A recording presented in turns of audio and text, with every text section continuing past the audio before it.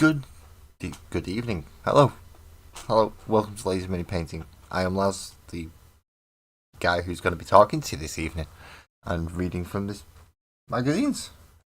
We've already done the buildy bit. So next is to do the ready bit. Because it's been a double issue, I've double stacked it, and hopefully that's the beep, meaning that I can come over and join the portrait mode as well.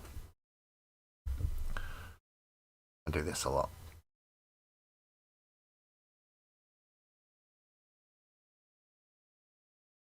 Okay, maybe it wasn't. How peculiar. Good evening, Buzzard. Good evening. How are you doing today? I hope you enjoyed and had a stress-free Christmas Eve so far. That's what we really aim for, if we can get it. Why is it not letting me go to YouTube and see myself? I am very, very, very unwished to see myself. And good evening, Graham. Captain Sidetrack. Yep, completely. I've not even started and I'm already off the script. I don't even know where I'm supposed to be looking for the thing that I want to go find either. Which makes it all the more fun.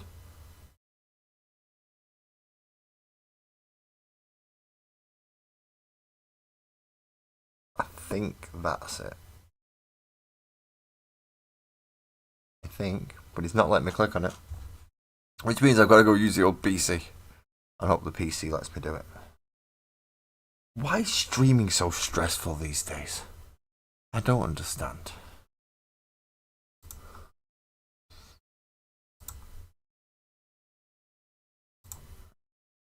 It lets me click on it there.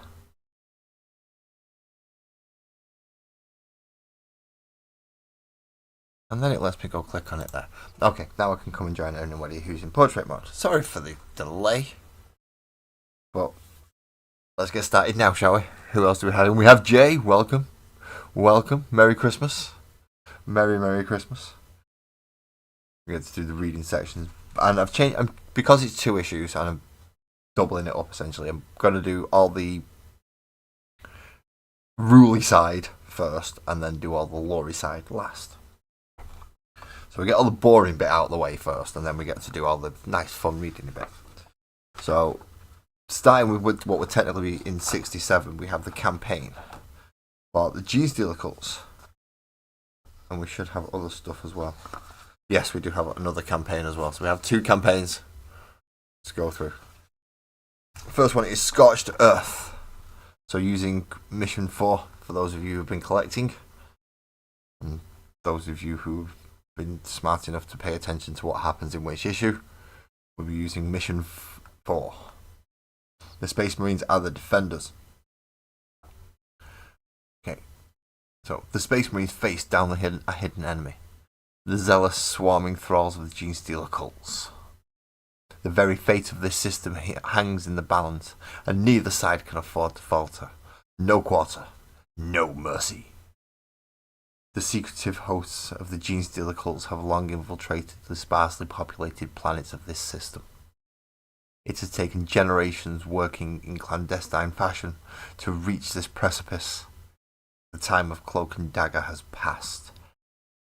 It is a time to throw off the shackles of their imperial oppressors and welcome the arrival of the Star Children. However, a violent uprising does not go unnoticed, even amidst the chaos of endless war. At the same time, the forces of the Space Marines continue their search for ancient archaeotech in this system, an effort that could swing the direction of a number of conflicts across the galaxy in their favour.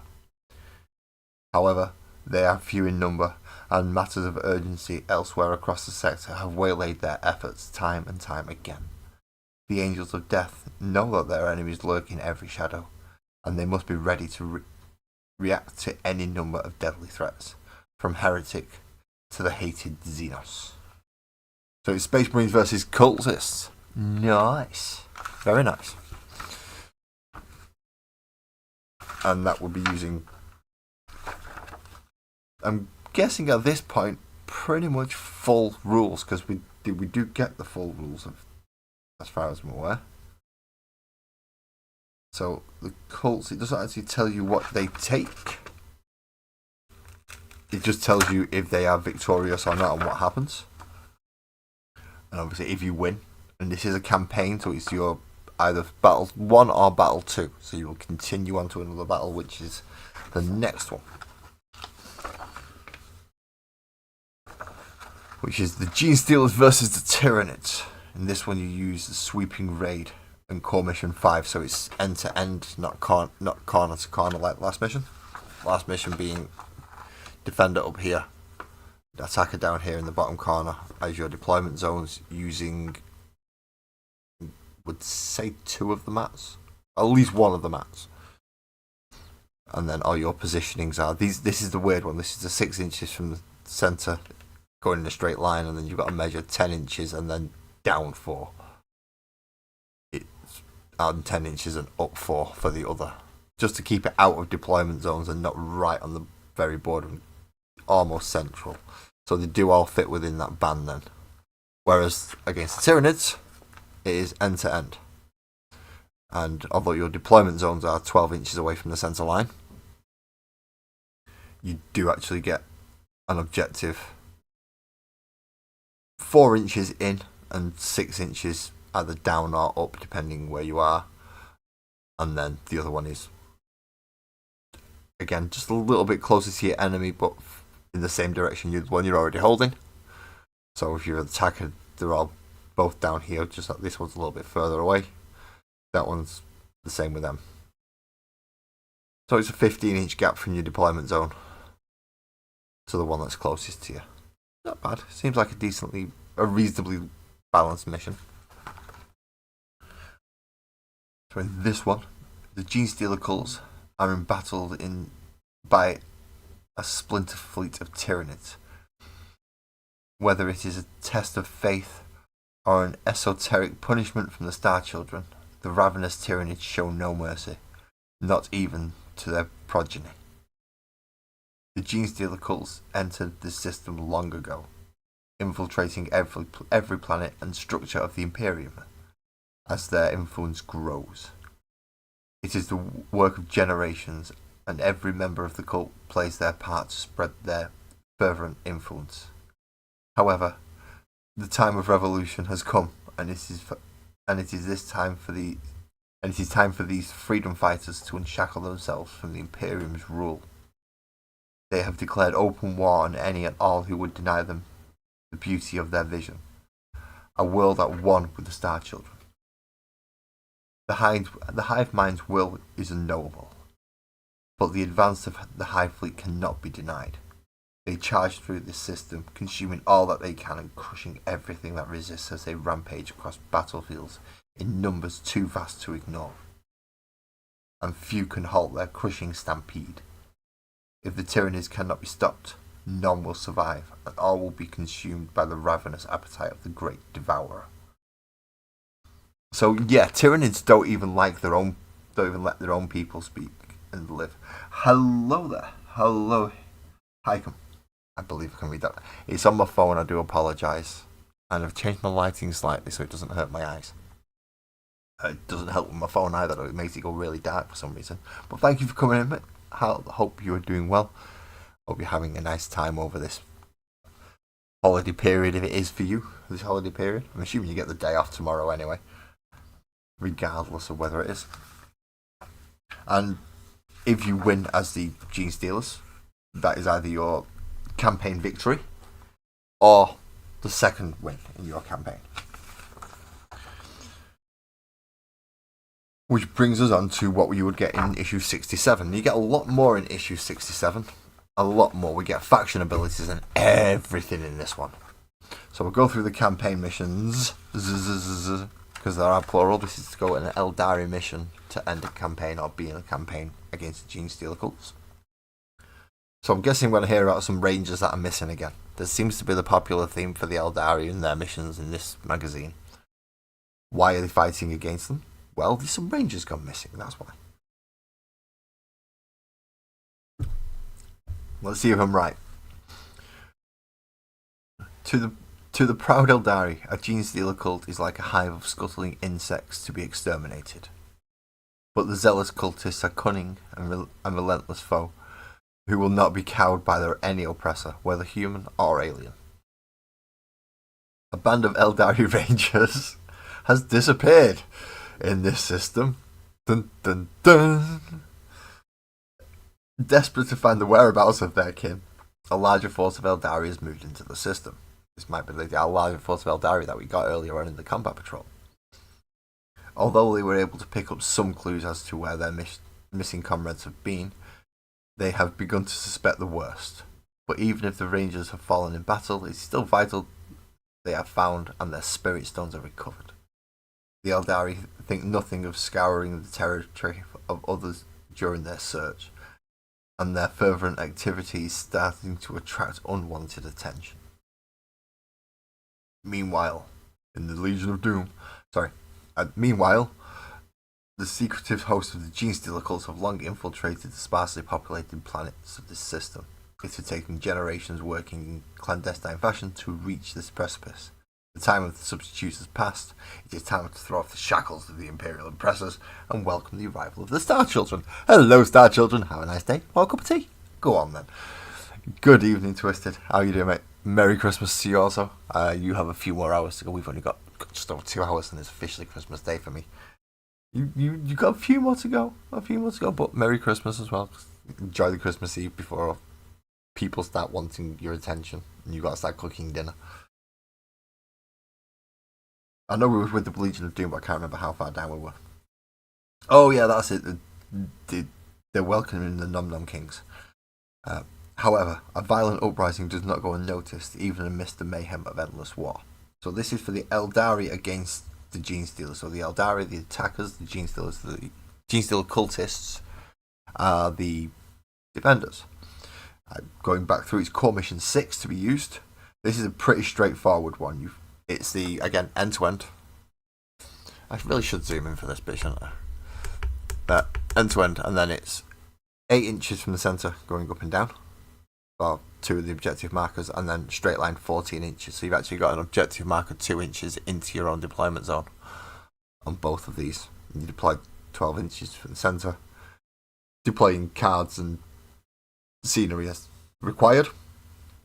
And as I said, in this case, the Eldari are the attackers, the Genestealer cultists are the defenders. I hate having a small desk for doing this. As these are all technically campaign missions, if it is your third campaign, your third mission in a row to win, you win your campaign for your faction. If not, you don't. You lose, suffer, deal with it. That's what they have to do, suffer. A lot of them do. The second, is it just going to be like, right? Okay, we do get a new scenario. Excellent, we do get a new scenario. So in this case, we're going to be using Clash of Patrols, which is core mission 1, the very first mission. Really easy to set up. It's lengthways 10 inches away from the centre of the board each.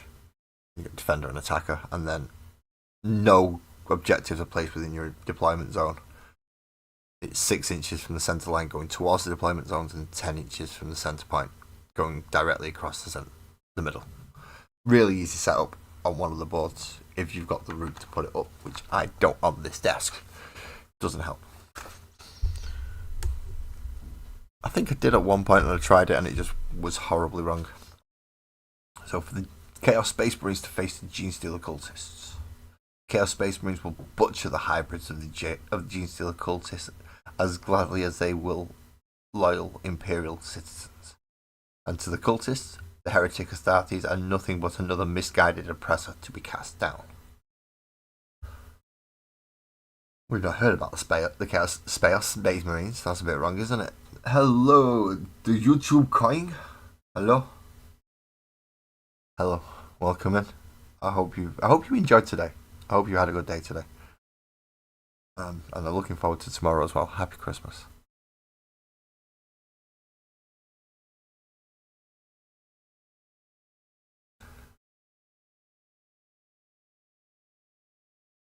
You're stealing Nom Nom Kings, are you, Jay?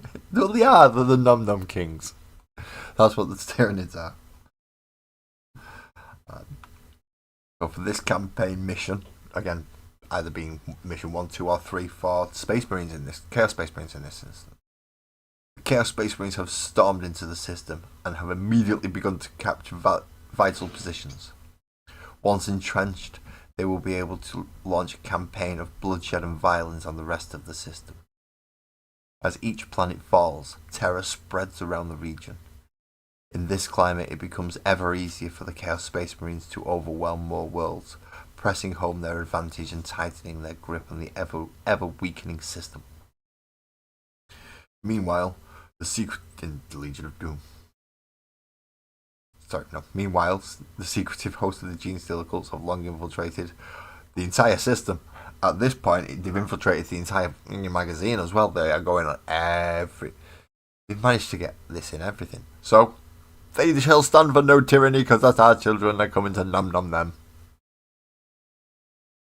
I'm not reading the same paragraph out 3 times. Or 4 times if they give me another mission. I refuse to do it. And I'm sorry, people. You've just heard me read it twice. I don't think you want to hear me through. Genestealer cults managed to get enough guts to go, we're not going to hide anymore. Nom king coming! And that's what they're hoping for. So they're actually secretly helping the Tyrannies by giving them more biomatter. So if the cultists win, does that mean the Tyrannies win? By default. So if the cultists were to face the Tyrannies in the first mission, and the cultists beat the Tyrannies, does that mean the Tyrannies still technically win? I'm doing Super Friends references? I didn't know I was doing Super Friends references. Okay. And Justice Friends, yes. Meanwhile, in the Legion of Doom. Yeah, I do. I'm doing all sorts of stuff.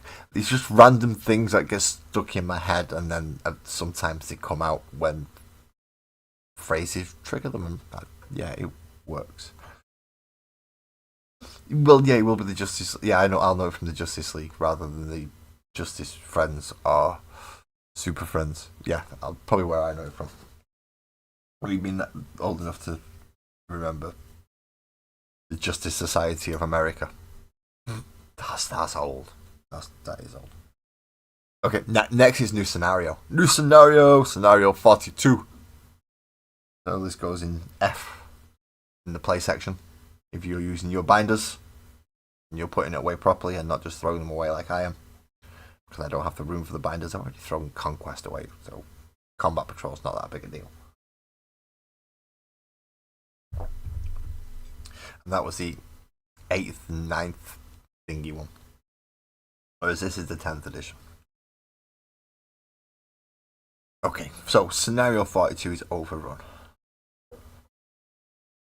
Rockets tear through the rockcrete, buzzing saw blades cut through the ranks of the Astra Militarum as the mechanical pilots of the Death Dread wreaks havoc upon this sector.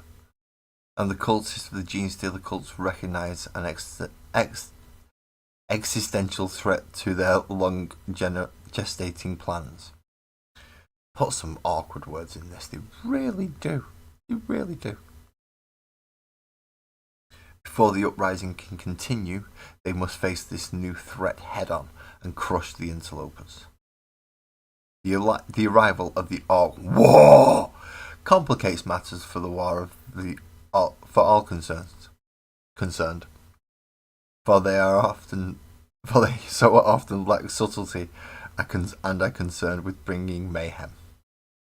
But the cultists working to bury their tendrils deep into the roots of this imperial world, an Orcish incursion could spell doom for their plans, especially if the Imperium sanctions reinforcements, dealing with the presence of Space Marines and Orcs before the Star Children's arrival may prove insurmountable. Oh, that was a big word for me. I'm getting good. I can read. I learnt this shit. Nice. What the neophytes may lack in brute strength, however, is compensated tenfold with their sheer numbers and fiery devotion to their cause. If their death would advantage the grand designs and the fate spoken of by their magus, then so be it. It would be a worthy sacrifice. After all are one under the gaze of the Star Children. So how to play this one? Set up the battlefield as shown on the next page. Place a total number of 4 terrain cards with the battlefield debris, area terrain, or barricades keywords. As shown. For more information, see Terrain C. Core Rules Part 13. One of the last issues. It is one brutal situation. It is. I certainly wouldn't like to be finding myself in this situation. Definitely not. So, in deployment, in my look, because I'll be one of the Genestealer cultists. I'll be one of these guys. The Genestealer cultist player deploys 1 unit of 10 Neophyte hybrids in one of their deployment zones, and then they deploy 1 unit of 10 Neophyte hybrids in their other deployment zone. Then the Orc player deploys 1 Death Dread in their deployment zone. The Orc player takes the first turn in this scenario.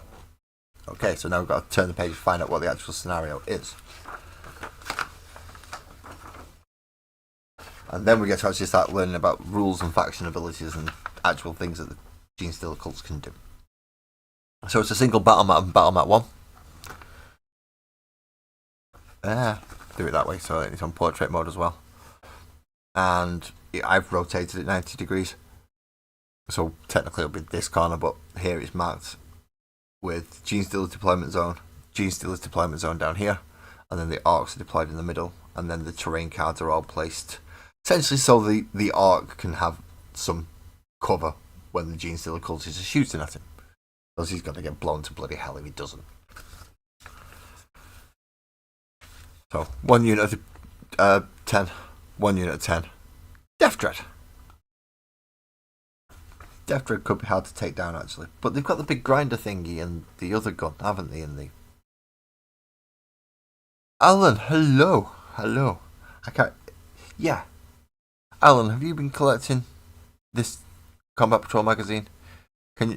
What's the big gun called that the cultists have in we've got 2 now because we've got 1 in each unit. I know they've got the grindery thing. No, they haven't got the grinder. It's a web gun, isn't it? But I know they have a big gun. The autocannon's not going to do much. Or the heavy stubber, even. He's not going to do much. They're pretty much relying on 1 weapon to beat the bloody Death Dread. Anyway, how do you win? How do you win this round? At the end of the 5th battle round, the battle ends and the player with the greatest number of victory points is the winner. Okay, so how do you score victory points? The Orc player scores victory points at the end of the Genestealer cult's turn if the Death Dread is within a Genestealer cult deployment zone. So he's got to run for these. So he starts here and he's got to leg it up there or leg it down there. Right. And if he's there, he gets 4 victory points at the end of your turn. The Genestealer cultist scores 20 victory points if the Death Dread is destroyed. If players are tied for victory points after 5 battle rounds, it's a draw. Yeah, so if the Death Dread gets there on turn 1 and manages to stay there turn till the end, and then you kill him so he scored 20 and then you kill him for 20. So he can be tied. You want to kill him you got to kill him at round 4 at least. So you need to be taking wounds off him very, very early. Very, very early. So what special rules? So detachment rules. The combat ambush ability allows the Genestealer cult player to call up new warriors every time one of their units is destroyed. If a unit is destroyed, they should roll a d6. On a 4+, they may place a cult ambush marker in a suitable place on the battlefield. In a future turn, a unit can be deployed with the Deep Strike ability. Nice. So how does this ambush stuff work then? Luckily he's going to tell us. That's nice of them. That's very nice. In this scenario, the Genestealer cults are able to replenish their numbers and overwhelm the opponent by using the cult ambush ability. Which is... luckily this sheet here. See this one here. So let's actually find out what the cult ambush ability is. Cult ambush is a faction ability that allows you to replace destroyed units later on in the battle. This gives your combat patrol army tactical flexibility and forces your opponent to make careful decisions about which units to focus upon, which objectives they wish to contend, and their placement on the battlefield. Genestealer cults keep their fighting strength carefully hidden from their oppressors until the glorious day of ascension arrives. Even as battle rages, reinforcements slip from the shadows or spill up from dark places below. Called to war by the brood mind. Each time a unit with this ability is destroyed, roll 1d6, adding 3 to result if it is a battle line unit. On a 4+, that unit is placed into cult ambush, and you can place one cult ambush marker, which is something like this down here, anywhere on the battlefield that is more than 9 inches horizontally away from all enemy units. If this is not possible, no marker is placed. If an enemy model, excluding aircraft, ends any kind of movement within 9 inches of a cult ambush marker you placed, that marker is removed from the battlefield. At the end of the reinforcement step of your opponent's movement phase, for each of your cult ambush markers that is still on the battlefield, you can select one unit from your army that is in cult ambush and set that destroyed unit back up on the battlefield using the Deep Strike ability, containing all of its models and with their full wounds remaining, and with at least one of those models touching the ambushed marker. Characters. So this is characters that are attached to a unit with this ability and not returned alongside that unit should it return to the battlefield as described above. Only the bodyguard unit returns. So characters die. Characters ain't coming back. Bye bye. See you later. You got shot in the head. You don't get to come another go. If you're a grunt though, no, you get another chance to come back. Okay, that's nice. So it's making up for the weaknesses.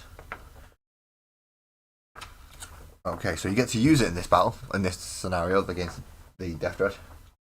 That's quite handy. I don't think he's ever going to, but okay. So each time one is destroyed, or each time a unit of Neophyte hybrids is destroyed, the Genestealer cultist can place a cult ambush marker on the battlefield. This allows them to deploy reinforcement units in the future turn, and we'll be alright with that. I've just read all that out once. So that is a cult ambush. That is not everything though. That is not everything, because we have the extra abilities and we have more stuff. So that's the main faction rule. So if you kill them, and they can come back very easily. Very, very easily. So they're almost going to be as bad as Necrons to keep off the board. It might actually be more in your benefit to keep 1 or 2 models alive in the unit and start moving on to something else before you start popping stuff off. Wait till you got board control and then start popping off the odd units. But from there, yeah, that's going to be weird. That is going to be weird. So we're going to look at the enhancements and secondary objectives and the stratagems. So now we know what they kind of do in Battlefield. They just unending swarm almost. The enhancements for the Magus. In games of Combat Patrol, enhancements are taken by the leader of each army. In your Genestealer cult army, this is your Magus. They automatically begin the battle with Psionic Shield, but you can choose to give them the Resonance Stave enhancement if you prefer. Read on to find out the effects of each of these potent enhancements. So a Psionic Shield. The Magus fashions a shield of psionic energy and lets it billow outwards to ward away the firepower of the foes. Nice. While the bearer is leading a unit, each time a ranged attack is allocated to a model in that unit, add 1 to the saving throw. Oh, that's good. So it negates -1 AP and just makes your general armor better. The Psionic Shield ability ensures the Magus and any unit they Leading is protected from enemy fire. Many of the units in this army have a save characteristic of 5+. Adding 1 would mean effectively that it's a 4+ save. Very bloody useful. Very useful, especially against -1 AP stuff. As I said, negates it. If you could stack it with cover as well, awesome. But what does a resonance stave do? Fashioned with the core of psychoactive chitin, that's just a tongue and a half to get around. This weapon thrums with the gestalt energies of the brood mind.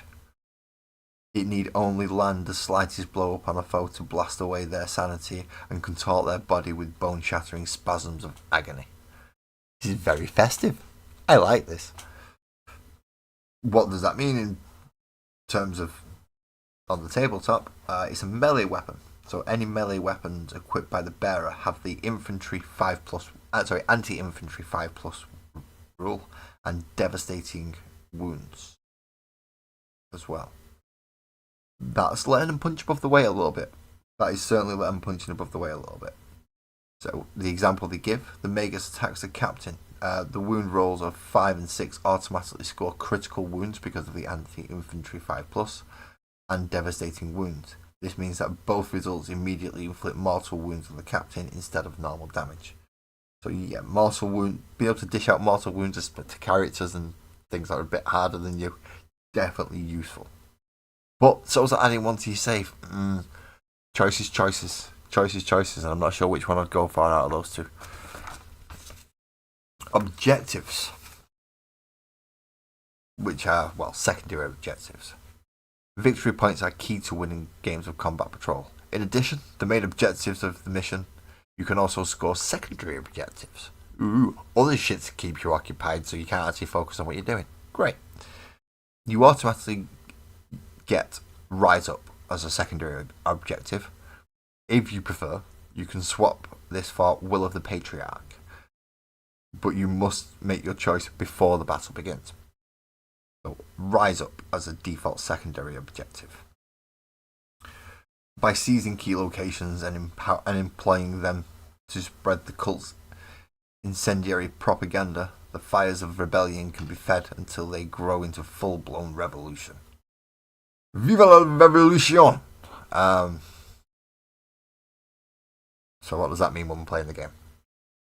From the second battle round onwards, at the end of your opponent's turn, roll 1d6 for each objective marker you control that has one or more neophyte hybrid units from your army within range. Excluding battleshot units, they don't get to do it. On a 1, 2, or 3, you score 1 victory point. On a 4+, you score 3 victory points. That's not bad. It could churn your victory points up there very quickly. So positioning your neophyte hybrids on objective markers is key to scoring additional victory points with this secondary objective. In this instance, the neophyte hybrids control an objective at the end of their opponent's turn. The Genestealer player rolls a dice. The result is a 3. Gutted. So he only gets 1. But there they are. They're within the thingy and he rolls a 3. Proper good. Because you're going to get 1 anyway. No matter what you roll, your minimum is 1. So basically, on a 4+, you get an extra 2. So that's what you want. That's a bit... but it's guaranteed victory point if you can score it.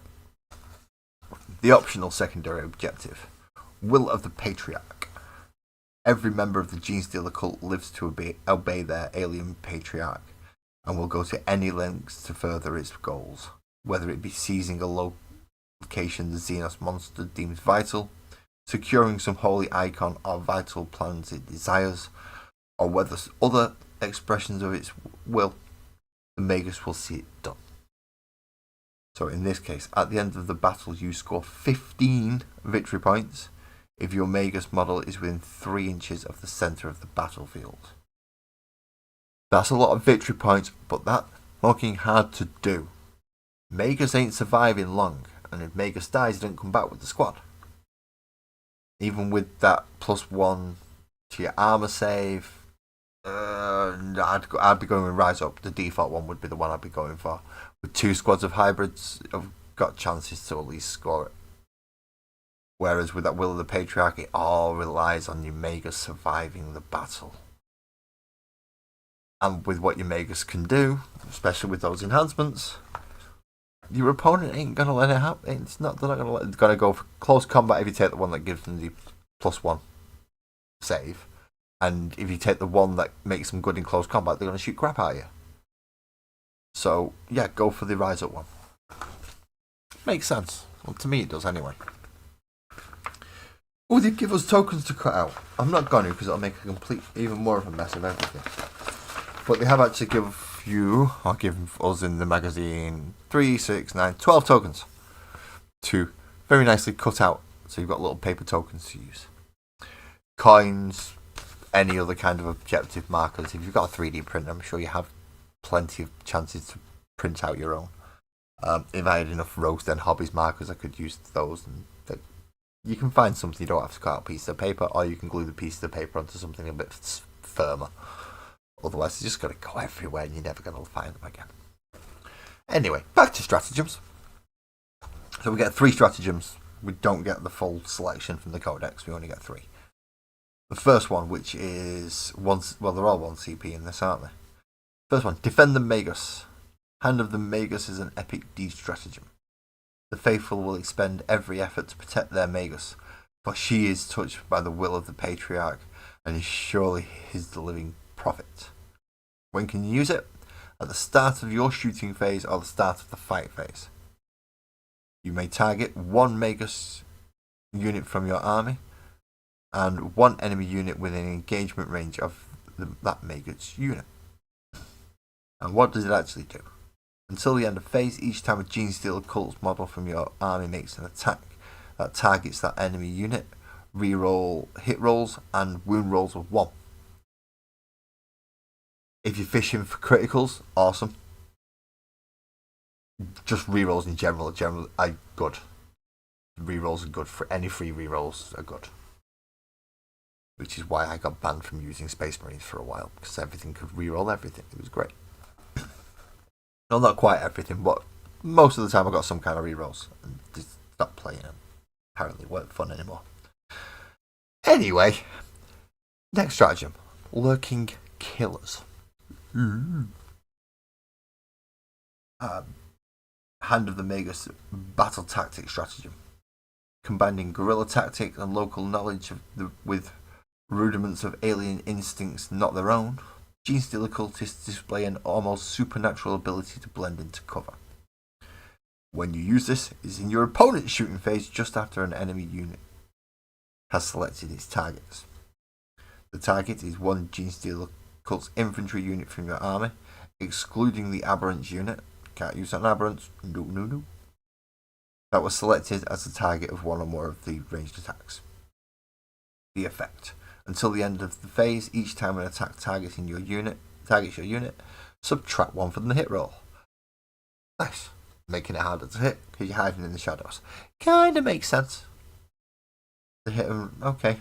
That's not a bad. I prefer the rerolls one, but making it harder to hit is okay. And lastly, it's the third one. Is Return to the Shadows. This is also a strategic ploy. This is a strategic ploy stratagem. Seeing the foe advancing heedlessly into their trap, the cultists fade into the gloom and move to encircle or outflank their prey. You use this in your movement phase, just after your opponent's movement phase. Ooh, movement shenanigans out of sequence. Ooh, that's dirty. Good evening, Complex. Good evening, festive. Well, Merry Christmas. Merry Christmas. Definitely. It needs to be said more often. It's not been said enough this year.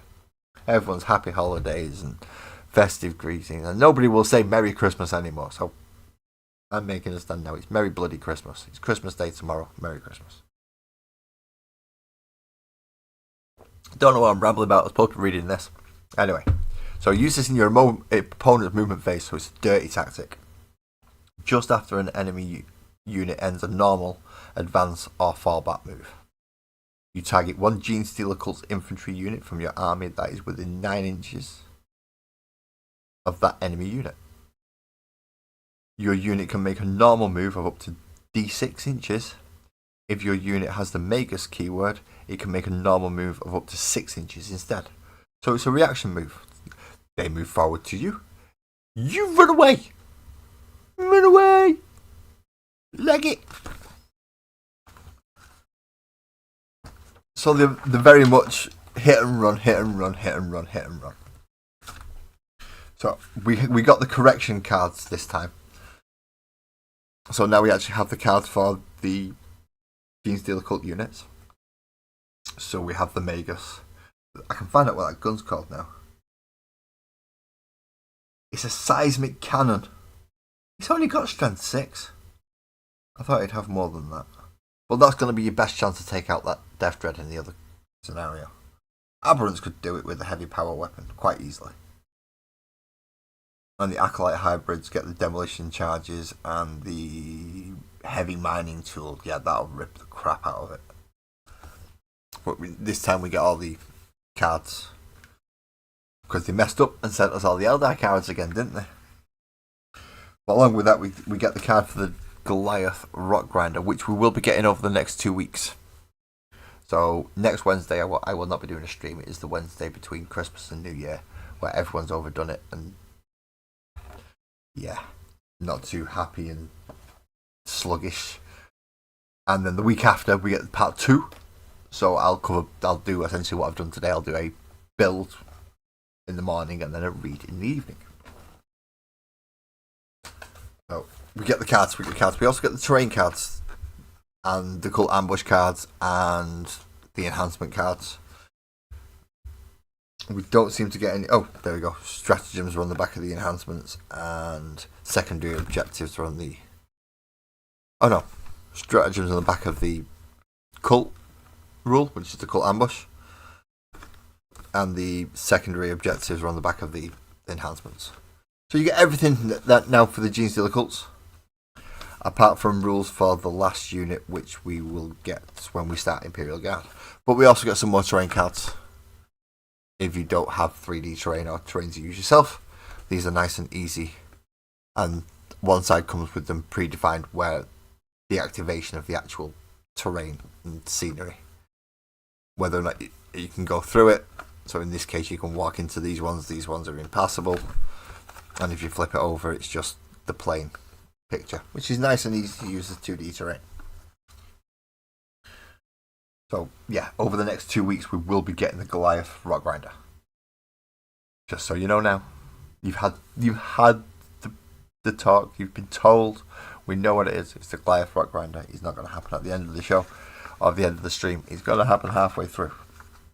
Now we have reading, and there is not much reading. There is a single page for those of you who have been reading Bounds of Honor. You are now up to part 16, but there is only a single page of that. But we have all the Genestealer story and lore, including types of models and other things. This story for the fiction is Insurrection. But I don't think there'll be any that would be classified as a tactical advance to the rate you are, right? And yes, Graham, I am reading. I'd learned. The lessons paid off. It did. The lessons paid off. I'm reading, but I do have my Christmas jumper on. See, I'm a gingerbread man. I'm sorry, you can't on portrait mode. See, I have Christmas jumper on. Christmas crackers, gingerbread men, and Christmas puds and turkeys. Nice. Just what you want to be wearing for an insurrection. Sergeant Coulson hauled herself to her feet in the wake of the explosion that had rocked the Imperial checkpoint moments before. Fiery ash, razor-sharp shrapnel, and the bodies of her comrades lay strewn around her. And... what? A staccato auto gunfire splintered rockcrete from the heavy panels of the Aegis defence line. The few troops who had survived the blast took cover alongside her on the firing platform, each of them clearly disorientated in the sheer chaos of the moment. "Take up defensive positions! Hold the line!" Vox hailed hauling a discarded lasgun to her shoulder. Through thick plumes of smoke, Coulson could make out the shape of a wrecked Imperial transport vehicle, smouldering in the middle of the crater left by the explosion. The cowards must have rigged it to blow, she thought. Beyond that, she saw distant muzzle flashes, lasgun fire, and figures advancing swiftly upon their position. She loosed a few shots from her lasfire through the gloom, each distinctive crack sending an enemy combatant to the ground in a crumpled heap. A fellow Cadian threw himself against the defensive barrier, pressing into it and craning his neck to meet the sergeant's eye. Coulson could see in her peripheral vision, as she ejected an empty energy pack from her lasgun, that he was young, and he had barely escaped death in that explosion. His fatigues were shredded, and the colours were now stained with dark crimson. His pupils were wide, ink-black pools as he spoke. "Sergeant, with enough covering fire, I can reach the opposite platform and man the heavy bolter. Just give the order." With a heavy click, Coulson slapped another energy cell into her lasgun and opened fire into the swarming combatants. By now she could make out the distinctive uniform of mining labourers, each of them carrying tools of the trade, held high in defiance, and stolen Imperial weapons slung across their bodies. "What's your name, soldier?" she shouted over the din, without taking her attention from the oncoming enemy. "Kaiser, Sergeant. I can hold them back, just say the word." "Matthias Raffe," she called the two nearby guardsmen. "On my word, break with Kaiser for the heavy bolter. Cut them down. Soldiers, focus your fire to cover them. Move!" she shouted into her vox mic with a snarl, and along the line the Cadians unleashed heavy, indiscriminate fire against the amassing enemy. The insurrectionists scattered behind cover, ducking into darkened alcoves and behind the heavy walls as the manufacturing buildings lining the streets, offering the Imperial troopers a reprieve and an opportunity to move into position.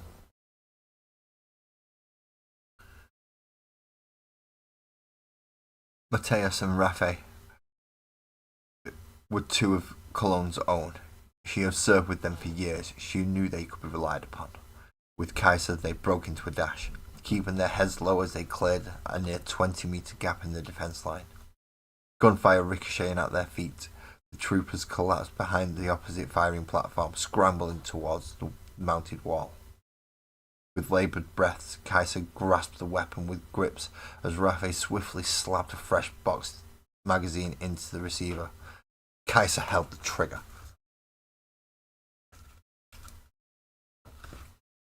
Ooh, this is a long one. A deafening series of thuds filled the air as the heavy bolter opened fire. The enemy had been dangerously close to the Cadian lines, but the hail of bolter fire broke their assault almost immediately. Those who weren't hit scattered for cover, and Raffe began calling out targets as their line fractured into small groups. Kaiser swiveled the weapon in response, cutting the enemy combatants down in brutal fashion. "Hold your fire! Hold your fire!" Coulson ordered over the vox mic. The sound of the final bolter shot echoed off the walls of nearby structures, and a hush fell over the manufactorum sector. Good evening, Evelyn. Welcome back in. Thank you for coming to join us, and Merry Christmas. And somebody leaving? Somebody going? I've taken a small break in the story because, well, I say hello to people in chat, and Graham, I know I have actually. I'm still going to be talking just to make Graham happy because I do have it and I've not used it for a while.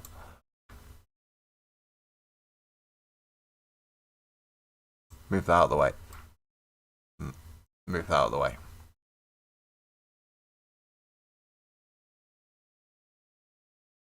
It doesn't stay on forever though, Graham.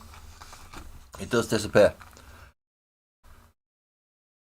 But I will leave it on for those who wish to go check out Rose Den Hobbies, and if you are getting anything, I do have a discount code which will appear on the screen periodically while I'm reading.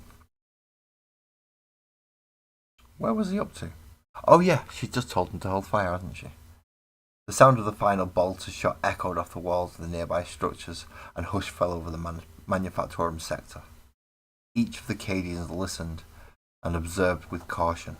A sudden silence had met them, and anxious fingers hesitated over triggers as each soldier scanned for movement on the street. A distant roar broke the silence as two hulking Goliath rock grinders rounded opposing corners and turned in unison, barreling towards the defence line. Behind them, another wave of insurrectionists surged forward, taking advantage of the rolling cover provided by the heavy vehicles. Each one was packed with mining workers, some hanging off the sides with flares and smoke grenades held aloft to obscure their advance. "Open fire!" Coulson barked. She was answered immediately by the deafening cacophony of weapons fire. The heavy bolter opened up again, cutting through the thick smoke clouds until the final round ejected from the weapon, with a high-pitched and telling ping. He seemed to do little to slow the advance of the vehicles. "Reload!"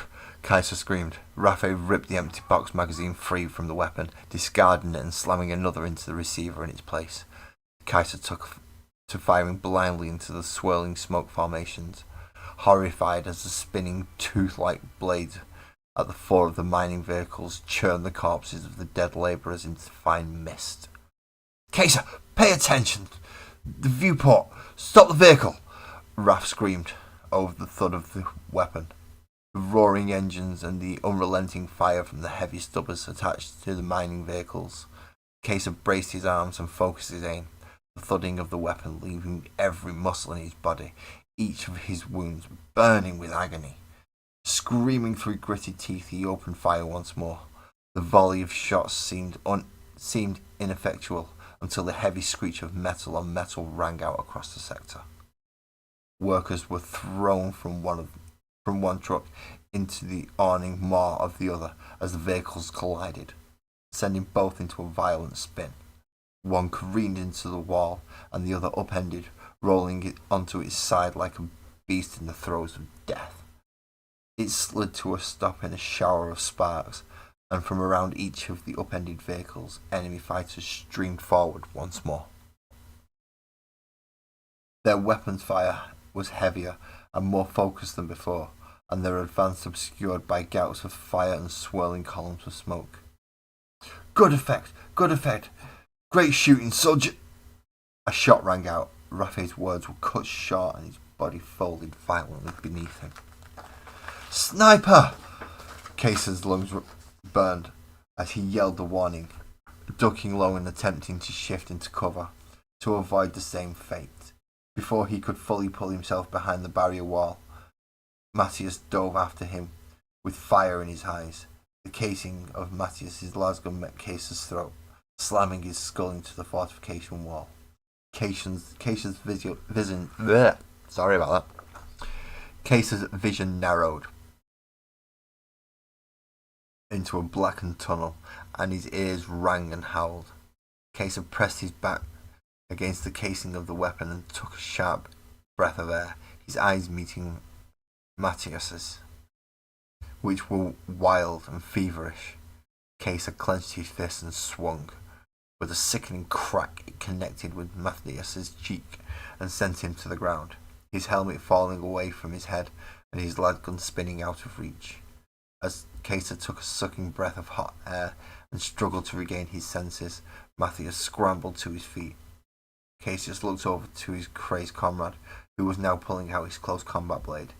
His hand had taken a sickly pale hue, his nails elongated, black and sharp, and the ridges upon his forehead, once hidden by his helmet, looked distinctly alien.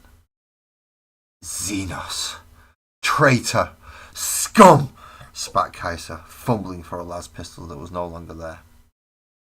The opening was enough for Matthias to rush the still disorientated Cadian. His shoulder met Kaiser's midsection, knocking the wind from his lungs once more, and Matthias wrestled him to the ground. The combat knife came to meet Kaiser's throat, and he felt his sharp bite against his skin as he fought back, white-knuckled to keep the blade from slipping further. Blood welled along the blade, the knife. There was a zealotry behind Matthias's eyes that seemed to come from some unspoken depth of his soul. Crazed and burning, unflinching, the traitor pushed down all the harder on the blade and hissed through gritted teeth. The chains of tyranny are broken. Your false god will burn. We are the scions of the four-armed emperor. All hail, children of the coming of the starred children. The words, the ravings of a madman, meant nothing to Caesar. His consciousness had begun to slip away, his grip weakening upon the blade. All around him the sound of boots drumming on the ground grew closer and closer.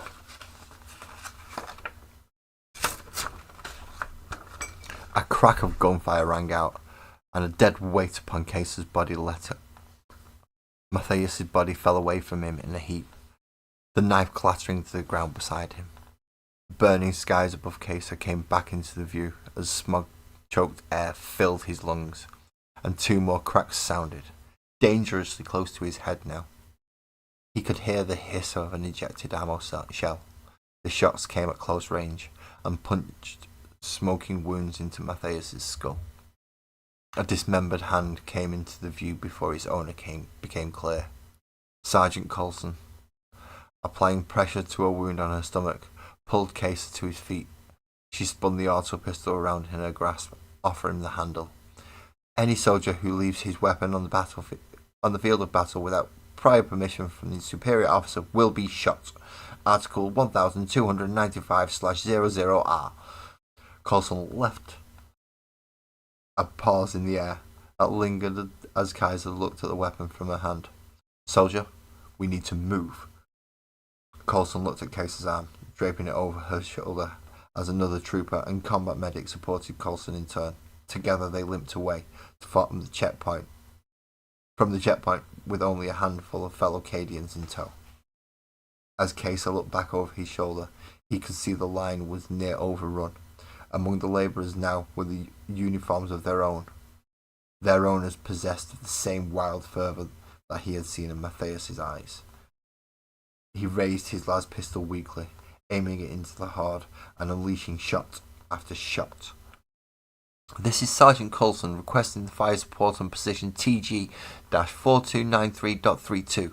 I repeat, fire support on position TG-4293.32. Unknown Xenos incursions. Enemy combatants may be wearing our colours. I repeat, enemy wearing our colours. Extreme prejudice required. A burst of autogun fire rang out behind the Cadians retreating from the line, and three of the remaining soldiers crumpled to the ground. Caesar took aim once more, his vision a blur, and each shot now wildly off the mark. Coulson led the remaining troops through a series of narrow choke points in an attempt to lose their pursuers.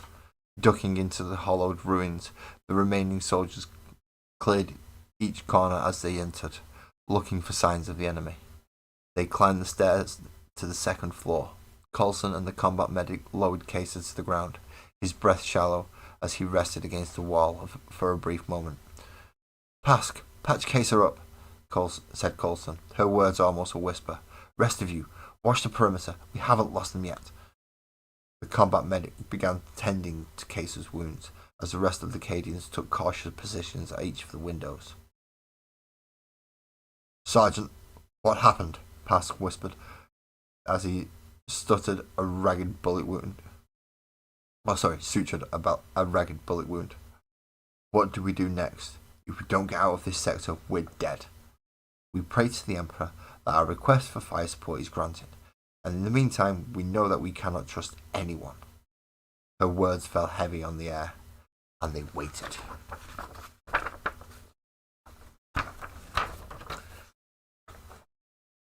That's a bit of a cliffhanger, isn't it? Because the next page it tells us to name neophyte hybrids and gives us the datasheet for neophyte hybrids. That was a bit... They got stabbed in the back by the mate. That's a bit unfair. Shouldn't be doing that. That's not good. But that's how the gene stealer cults work. That is how the Genestealer cults work. So we do have another small section of reading, which in this case is the Outrider Brutes. A Genestealer cult is always wary of its enemies and uses a network of spies and reconnaissance troops to keep an eye on the fringes of their ever-expanding territory. Outrider Brutes are those who undertake these missions on fast, light vehicles.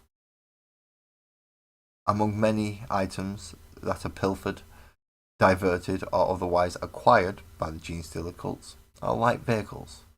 These are usually repurposed mining or survey vehicles, and the cults use them to scout out areas, discover new opportunities, and to provide early warning of counterattacks by Imperial threats and other threats to their uprising.